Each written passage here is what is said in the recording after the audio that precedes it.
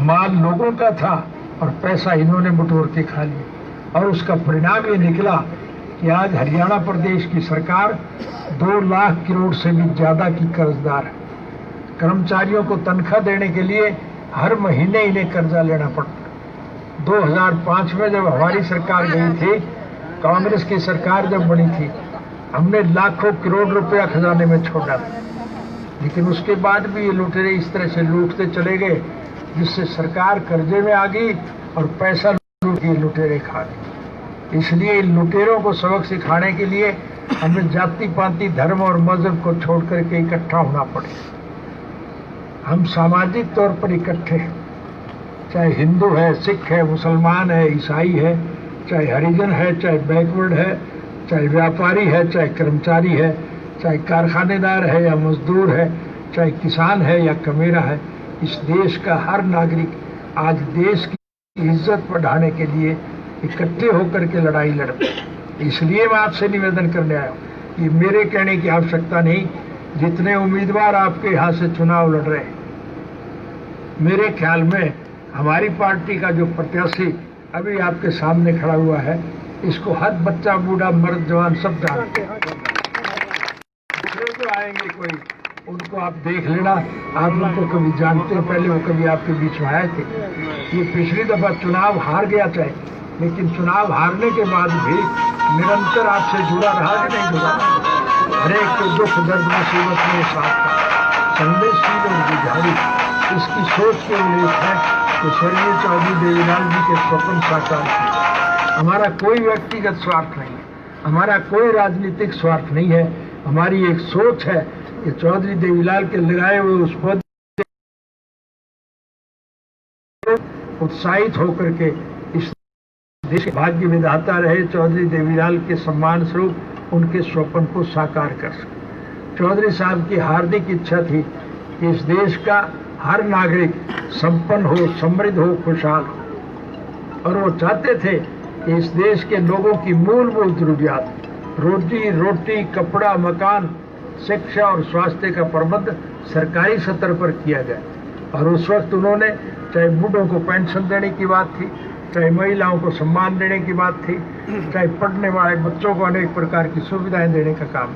आप अंदाजा इसी बात से लगाओ, चौधरी देवीलाल तो पढ़ने वाले बच्चों को सरकारी कोष से रुपया देते थे ताकि उस पैसे के लालच में बच्चा स्कूल जाए, अच्छी तालीम हासिल करे, अच्छे पद पर बैठे, ताकि गांव का विकास करने में उसकी रुचि बने।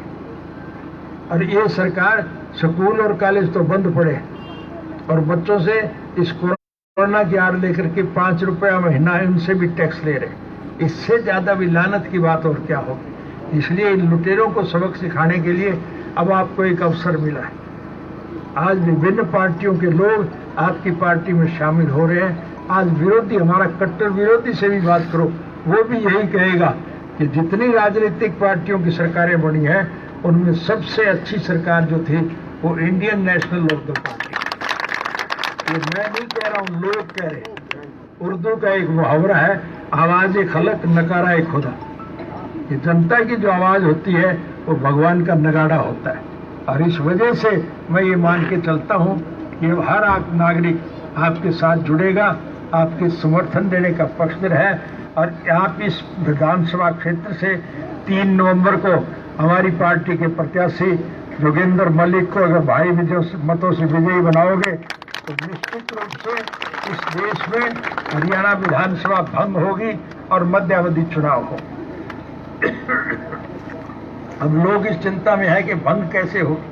आप देख नहीं रहे कि इस पार्टी में आज उसके पार्टी के विधायक भी पार्टी छोड़ छोड़ के भाग रहे हैं। और जब हमारा वो उम्मीदवार यहाँ से जीतेगा तो उनके दिमाग में ये आएगी कि निश्चित रूप से इंडियन नेशनल लोकदल पार्टी ही सरकार बनाएगी और इनके वजीर तक भाग जाएंगे, ये पार्टियां टूट जाएंगी। और फिर आपकी इंडियन नेशनल लोकदल पार्टी की जब सरकार बनेगी तो हमारी केवल एक ही सोच होगी कि लोगों को हरियाणा के इस मौजूदा मुख्यमंत्री का पदभार संभालने के बाद एक नारा दिया था कि मुख्यमंत्री की खिड़की पे आकर के कोई दरख्वास्त देगा, उसके सारे काम हम करें। मुझे एक दफा चंडीगढ़ जाने का मौका मिला और मैं किसी साथी से मिलने के लिए जा रहा था। मैं उस सड़क से गया जो सड़क मुख्यमंत्री के घर के आगे से जाती। मैंने गौर से देखा वो मुख्यमंत्री की खिड़की बंद पड़ी, एक भी आदमी दरख्वास्त देने वाला नहीं था। मैंने लोगों से जानकारी हासिल की तो लोगों ने बताया कि किसी भी दरख्वास्त देने वाले का कोई काम नहीं। मैं आपके गांव में आप सबसे पूछता हूँ, क्या किसी आदमी ने कोई दरख्वास्त दी, आपके काम हुए उस राज्य में? किसी का भी, किसी से किसी का भी। हमने उस प्रथा को बदल दिया था। एक दफा आपने हमारी जब सरकार बनाई थी तो हमने लोगों को सरकार के चक्कर ना काटने पड़े, हमने एक कायदा बना दिया था। सरकार आपके द्वार कार्यक्रम के तहत मैं हर गांव में जाया करता था। सरकारी अधिकारी मेरे साथ होते थे और गांव के लोग जो भी मांग रखते वो सारी मांग हम हाथ की हाथ पूरी करते।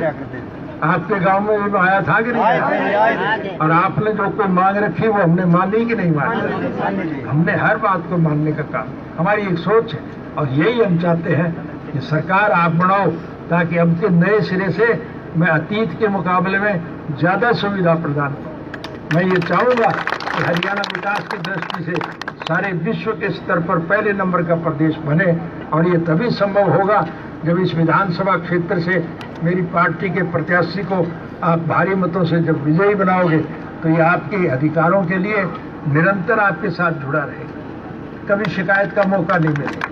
मेरी एक सोच है कि हम चौधरी देवीलाल जी के स्वप्न साकार कर सकें, इसलिए आज सारी इन दिक्कतों और मुश्किलाइयों को तोड़ करके भी मैं आपके बीच में आया। हालांकि मैं अब भी बंदी हूँ, कैदी हूँ, मुझे पाबंदियां लगी हुई है, लेकिन कोई ना कोई जुगाड़ बिठा के आपसे मिलने फिर आ गया।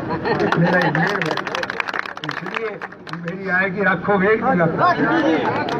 आप मेरे आय की रखोगे तो मैं आपको वायदा दे करके जा रहा हूँ, आपके वारे न्यारे कर दूंगा, कोई दिक्कत और कठिनाई नहीं है।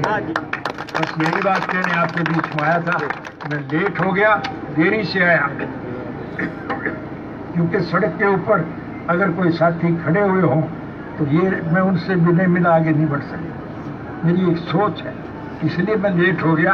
और ज्यादा लेट ना हो इसके लिए आपसे क्षमा चाहूंगा। मेरे थोड़े आए को ज्यादा मानियो और मुझे ये विश्वास दिलाओ कि जोगिंदर मलिक को 100% वोट में आपको।